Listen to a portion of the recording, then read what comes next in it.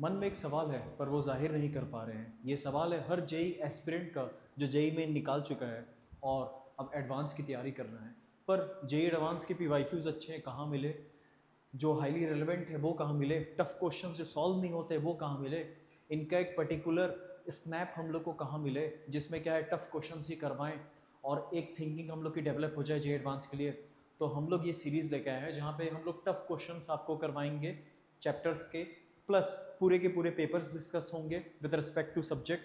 तो आइए फिर स्टार्ट करते हैं हम लोग ग्रेविटेशन। ये हम लोग का पहला क्वेश्चन है जो जे एडवांस 2025 में पूछा हुआ है। होपफुली आप लोगों ने क्वेश्चन पढ़ लिया होगा। आइए फिर इसको सॉल्व करते हैं। तो यहाँ पे जो हम लोग का क्वेश्चन है इसमें ये बोल रहा है कि ये एक स्टार है जिसका मास m1 है और ये दूसरा स्टार है जिसका मास m2 है। अब हो क्या रहा है कि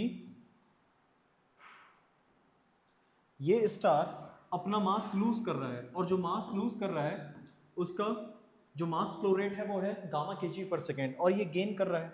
तो सबसे पहले तो हम लोग ये लिख देंगे कि dm2/dt हम लोग का माइनस गामा है और वहीं पे हम लोग का dm1/dt हम लोग का प्लस गामा है। ये हम लोग का पहला चीज है। अब हम लोग को निकालना क्या? हम लोग को निकालना है 1/r dr/dt। तो 1/r dr/dt। अब ये जो 1/r dr/dt है हम लोग का, इसको निकालने के लिए हम लोग को वो चीजें ढूंढनी पड़ेंगी जिसके ऊपर ये डिपेंडेंसी बनाता है, रखता है। मतलब वेरिएबल्स जो इस क्वेश्चन में है, जो सारी चीजें कांस्टेंट है उनको मारो गोली, उनसे कोई मतलब है नहीं। जैसे हम लोग का कांस्टेंट क्या है? यूनिवर्सल ग्रेविटेशनल कांस्टेंट जी, ठीक है, इससे कोई फायदा नहीं होने वाला। हम लोग का एनर्जी क्या है? कंजर्व, इसको ध्यान में रखेंगे। सिस्टम पे कोई भी एक्सटर्नल टॉर्क नहीं है तो एंगुलर मोमेंटम भी क्या है? कंजर्व्ड। एनर्जी क्यों कंजर्व्ड है? क्योंकि एज अ क्लोज सिस्टम इसको अगर कंसीडर करेंगे तो सिस्टम से बाहर या बाहर कुछ भी हो उससे एनर्जी इंटरेक्शन हम लोग का हो नहीं रहा है, बेसिकली एनर्जी कंजर्व्ड है यहाँ पे। उसके बाद एंगुलर मोमेंटम की बात करें तो एक्सटर्नल टॉर्क नहीं लग रहा है, तो एक्सटर्नल टॉर्क सिस्टम पे नहीं लग रहा है तो एंगुलर मोमेंटम भी हम लोग कंजर्व्ड है। Total mass of the system m1 plus m2, ये भी हम लोग का क्या है बेटा? ये सारी चीजें हम लोग की क्या है? कांस्टेंट या फिर कंजर्व्ड, कुछ ऐसा ही कहानी है ये सारी चीजों में। तो हम लोग यहाँ पे देखने वाले हैं कि ये वेरिएबल्स हम लोग के रहते क्या हैं। तो अब क्वेश्चन में हम लोग इस बात को तो साफ साफ ऑब्जर्व कर सकते हैं कि आर की कहानी है। तो इन सारे इक्वेशंस में कहाँ कहाँ आर आ रहा है? ये तो टोटल मास है, इसमें तो आर आ नहीं रहा है। आर जहाँ पे क्या है? सेंटर्स जो है, रेस्पेक्टिव सेंटर्स, उसका बीच का डिस्टेंस। अब यहाँ पे एंगुलर मोमेंटम, एंगुलर मोमेंटम में आता है क्या? आर बिल्कुल आता है। एनर्जी में भी आ रहेगा क्या? आएगा। ये हम लोग का अगेन क्या है? एक ऐसा कांस्टेंट जो यूनिवर्सल है। अब हम लोग जब सॉल्व करेंगे तो हम लोग ये लिख सकते हैं कि हम लोग का जो एंगुलर मोमेंटम है वो म्यू आर वी है। अब हम लोग एंगुलर मोमेंटम के साथ जाएंगे जब भी हम लोग को टू पार्टिकल सिस्टम दिखेगा, क्योंकि उसमें हम लोग रिड्यूस मास कॉन्सेप्ट लगा सकते हैं। तो ये बहुत बड़ा हम लोग को फायदा मिलेगा इस क्वेश्चन को क्विकली सॉल्व करने में। अब यहाँ पे हम लोग जानते हैं कि ये जो टर्म है हम लोग का, ये टर्म हम लोग का क्या है?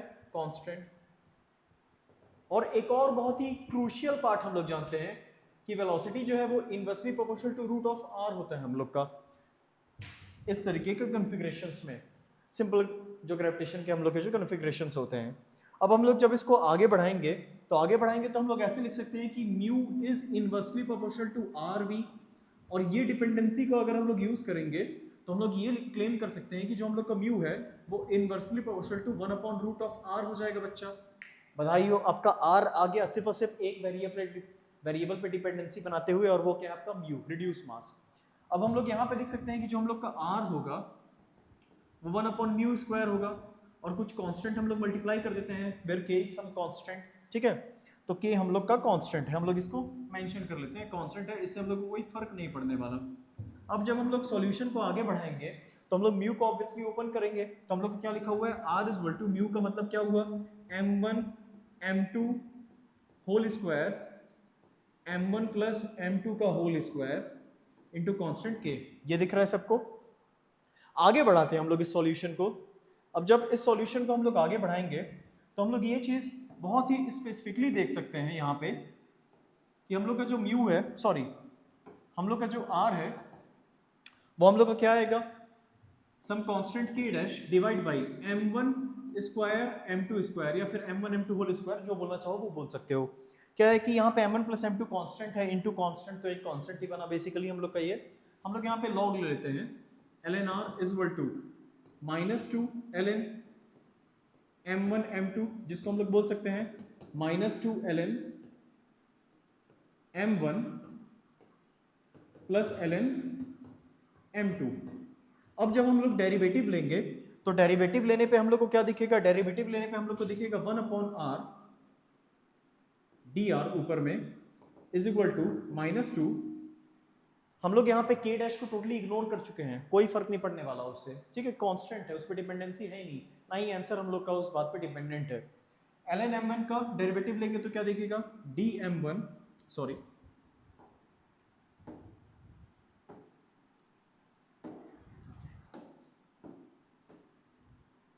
dm1 by m1 plus dm2 by m2।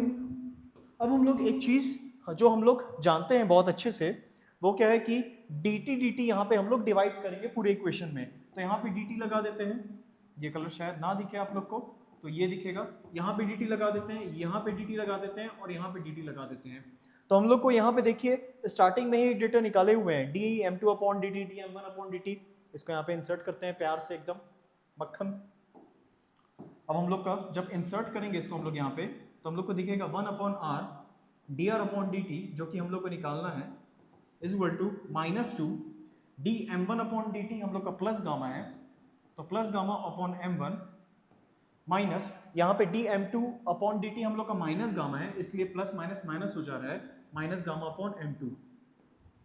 और बधाई हो, इसको जैसे ही आप सॉल्व करेंगे और ये कंडीशन को याद रखेंगे, m1 is much much greater than m2, आपका आंसर निकल के आ जाएगा -2 गामा बाई m2, और ये हम लोग का आंसर आ गया। तो हम लोग का कौन सा ऑप्शन है बच्चा, अगर कोई पूछता है तो ऑप्शंस एक्चुअली मेंशन्ड ही नहीं है, तो हम लोग का आंसर आ जाएगा यहाँ पे, और ये पूरा सॉल्यूशन जो है आपके स्क्रीन पर ये रहा, ठीक है, इसको देख लीजिए, स्क्रीनशॉट ले लीजिए, फिर हम लोग नेक्स्ट पार्ट में चलते हैं। नेक्स्ट क्वेश्चन आपके स्क्रीन पर, इसको एक बार क्लियरली देख लीजिए, ठीक है। हम लोग इस क्वेश्चन को अब सॉल्व करने स्टार्ट करते हैं। तो ये जो क्वेश्चन है हम लोग का जे एडवांस 2024 में पूछा हुआ है ये क्वेश्चन, और ये क्वेश्चन जो है इसमें ये बोल रहा है कि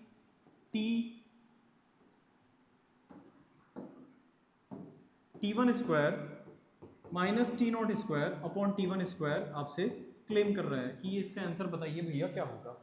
अब यहाँ पे सिंपल सी बात है, हम लोग को क्या करना है बेटा, जैसे कि हम लोग यहाँ पे देख सकते हैं कि मास m है, दो कन्फिग्रेशन है, फिर से 2 पार्टिकल सिस्टम है हम लोग का यहाँ पे ग्रेविटेशन में, और हम लोग का एक मास जो है वो दूसरे से बहुत ज़्यादा है। अब यहाँ पे क्वेश्चन टोटली डिफरेंट है जो पिछला क्वेश्चन है उससे, यहाँ पे टाइम पीरियड से क्वेश्चन को पूछ रहा है, ठीक है, तो टाइम पीरियड रिलेवेंट क्वेश्चन है हम लोग का। अब हम लोग इसको सॉल्व कैसे करें, दिमाग में कई सारे फॉर्मूला आएंगे, टाइम पीरियड लगा देते हैं, वही चीज़ सीखना है कि सॉल्व करने का सबसे एक्यूरेट, सबसे प्यारा, सबसे सिंपल सा तरीका क्या है, क्यूट मेथड्स। अब जैसे हम लोग यहाँ पे देखेंगे तो पहले कंडीशन में ये है कि ये गोल गोल घूम रहा है, इस हैवी मास के अराउंड एक छोटा मास गोल गोल घूम रहा है, और फिर सिर्फ और सिर्फ एक फोर्स लग रहा है, वो कौन सा फोर्स है, ग्रेविटेशनल फोर्स है। अब हुआ ये कि एक और सेंट्रल फोर्स को इंट्रोड्यूस कर दिए हैं, तो सेंट्रल फोर्स एक और इंट्रोड्यूस हो गया, तो दो फोर्सेस का जो नेट सम होगा उसके चलते अब ये गोल गोल घूम रहा है। अब यहाँ पे इंटरेस्टिंग बात ये है कि रेडियस ऑफ कर्वेचर सेम है, radius of curvature sorry radius जो है हम लोग का रेडियस ऑफ द ऑर्बिट जिसमें ये प्लैनेट घूम रहा है इस सन के अराउंड, वो क्या है अभी भी सेम है सेंट्रल फोर्स के इंट्रोड्यूस होने के बाद भी। तो अगर ये सेम है तो हम लोग को ये निकालना है कि हम लोग का नया टाइम पीरियड क्या होगा। तो चलिए सॉल्व करते हैं, नया टाइम पीरियड क्या होगा।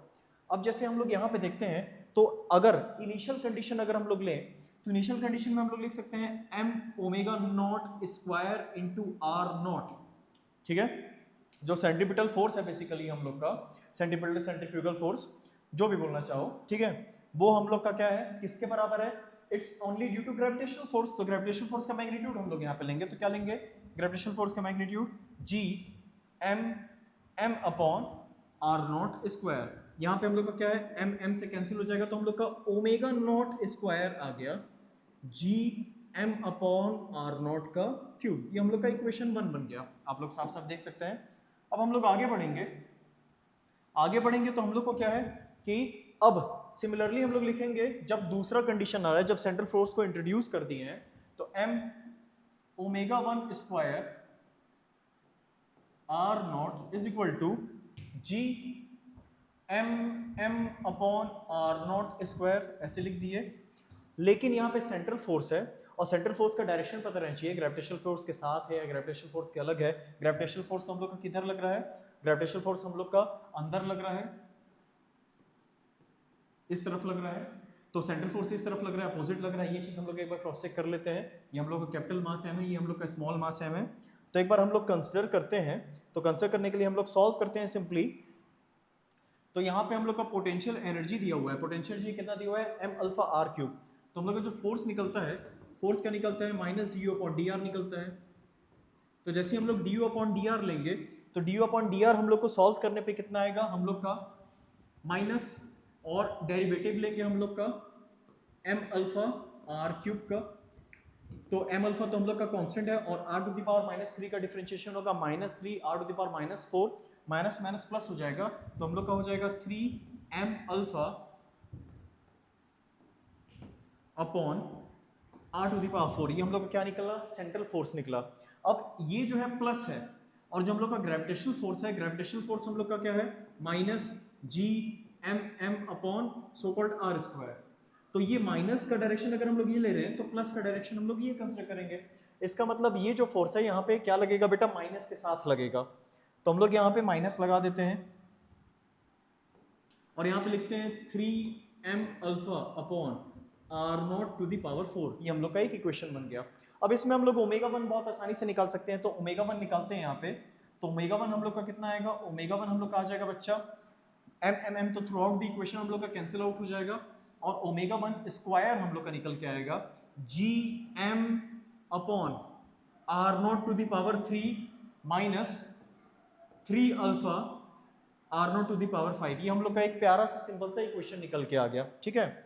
अब जैसे हम लोग क्या करेंगे, हम लोग ओमेगा 1 स्क्वायर और ओमेगा नॉट स्क्वायर दोनों का क्या ले लेंगे, ऑब्वियसली रेशियो ले लेंगे।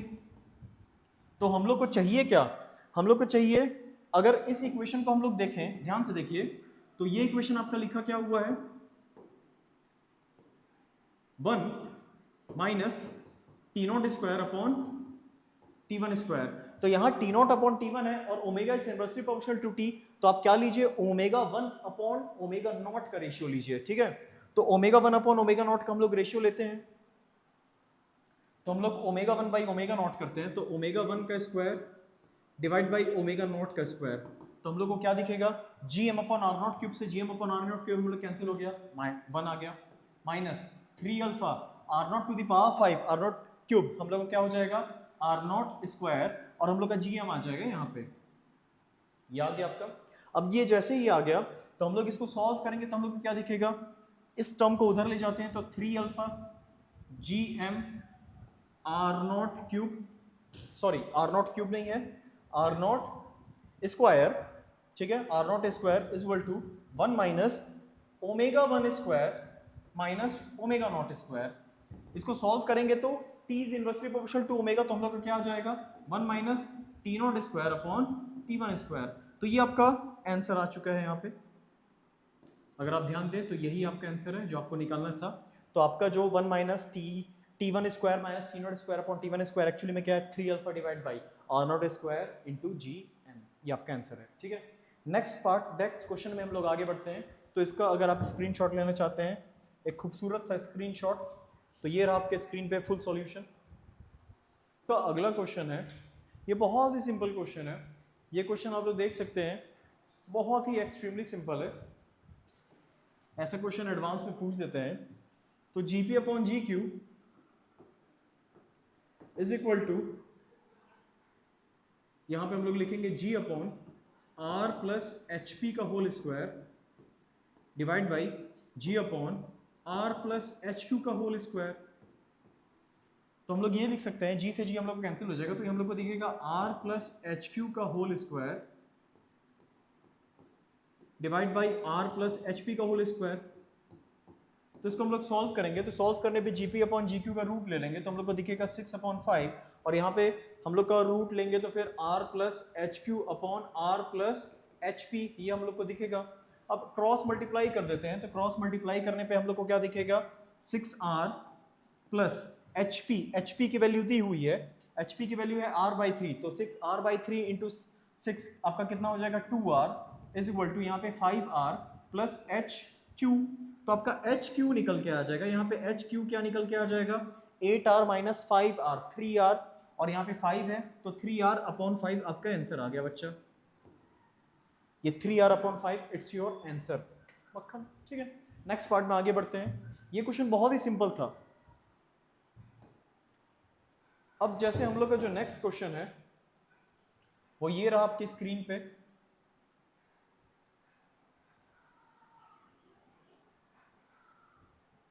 थोड़ा सा ये क्वेश्चन जो है थोड़ा सा कैलकुलेशन इंटेंसिव है, तो कैलकुलेशन यहां पे आपको स्ट्रांग रखना है अपना, और कुछ नहीं। तो होपफुली आपने क्वेश्चन लगा लिया होगा। अब ये जो क्वेश्चन है इसको हम लोग सॉल्व करना स्टार्ट करते हैं।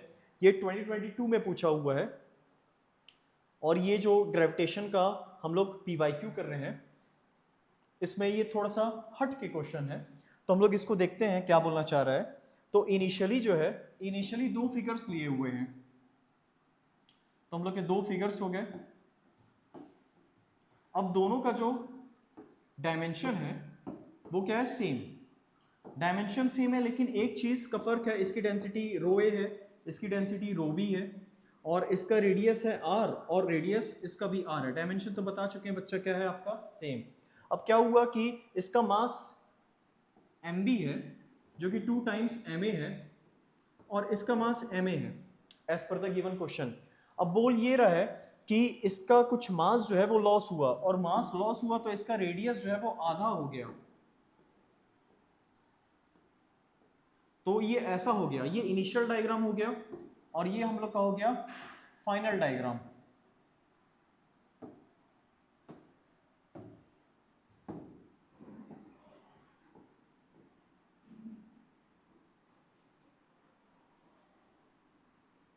तो ये आपका डायग्राम है कि बेसिकली ये डायग्राम किस क्या सेंस बना रहा है ये आपको समझा देते हैं कि इसका जो रेडियस है, इसका रेडियस क्या हो चुका है r/2, और इसका कुछ मास होगा ma', ठीक है। और मास ma' हम लोग बहुत आसानी से निकाल सकते हैं कि mass is directly proportional to r⁻3।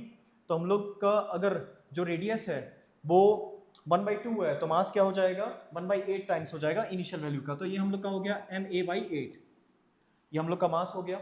अब यहाँ पे हम लोग का जो रेडियस होगा, इनिशियली तो हम लोग का r था, लेकिन फाइनली जो है वो r से कुछ ज्यादा होगा, स्मॉल r उसको बोल देते हैं, स्मॉल r अभी निकाल लेंगे।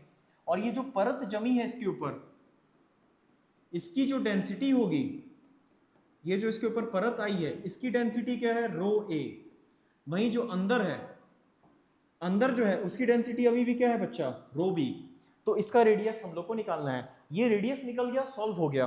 तो रेडियस निकालते हैं हम लोग, तो हम लोग का रेडियस कैसे निकलेगा, तो हम लोग साफ सी बात बोल सकते हैं कि हम लोग का जो परत जमा है 4/3 पाई स्मॉल r का क्यूब माइनस कैपिटल R का क्यूब, ये वॉल्यूम हो गया, और इसको डेंसिटी a से मल्टीप्लाई कर देते हैं, और जो मास आया है वो है बेसिकली 7ma/8, ऐसे करके हम लोग एक इक्वेशन लिख सकते हैं। लिख दिए। अब लिख दिए तो इसको आगे बढ़ाते हैं, तो आगे बढ़ाएंगे तो क्या दिखेगा 4/3 pi small r cube minus capital R cube, density of A is equal to 7/8 times mass of A, mass of A हम लोग यहां से क्या बोल सकते हैं 4/3 pi capital R cube into density of A, तो इस टर्म को वहां पे डालते हैं, तो 4/3 pi capital R cube into ρ a, तो हम लोग का यहाँ पे क्या दिखेगा डेंसिटी ऑफ A से डेंसिटी ऑफ A हम लोग कैंसिल हो गया, और 4/3 पाई से 4/3 पाई भी हम लोग को क्या हो जाएगा कैंसिल आउट हो जाएगा। तो हम लोग को क्या दिखेगा, एक इक्वेशन दिखेगा r cube minus capital R cube is equal to 7/8 times of R cube. तो हम लोग ये बोल सकते हैं कि जो हम लोग का स्मॉल r है वो कितना आएगा, ये इधर जाएगा तो 15 हो जाएगा, 15/8 का क्यूब रूट, और यहाँ पे क्या है हम लोग का कैपिटल R, जिसको हम लोग बोल सकते हैं बेसिकली 15 की पावर 1/3, 15 की power 1/3 into R divide by क्या 2, ये हम लोग का इक्वेशन आ गया। अब ये हम लोग का इक्वेशन आ गया, तो हम लोग को क्या निकालना है, एस्केप वेलोसिटीज का रेशियो लेना है। तो एस्केप वेलोसिटी हम लोग की b की जो फाइनल वाली होगी और a की जो फाइनल वाली होगी, तो एस्केप वेलोसिटी हम लोग का जो है वो प्रोपोर्शनल रहता है, डायरेक्टली प्रोपोर्शनल टू मास और इनवर्सली प्रोपोर्शनल टू r। तो हम लोग यहाँ पे लिखेंगे मास ऑफ b जो फाइनली होगा mb dash divide by radius इसका r है, और मास ऑफ a जो हम लोग का फाइनली है और इसका रेडियस तो r/2 है। तो हम लोग सारी वैल्यूज को इंसर्ट करेंगे यहाँ पे। तो mass of b mb dash क्या है, पहले से इसका मास कितना था mb 2 टाइम्स ma और 7/8 ma अलग से आ गया। तो mb डैश अगर हम लोग निकालेंगे तो mb डैश कितना निकल के आएगा हम लोग का, mb डैश निकल के आएगा हम लोग का 2 ma प्लस 7/8 ma। तो ये कितना आ जाएगा सॉल्व करने पे 23/8 ma।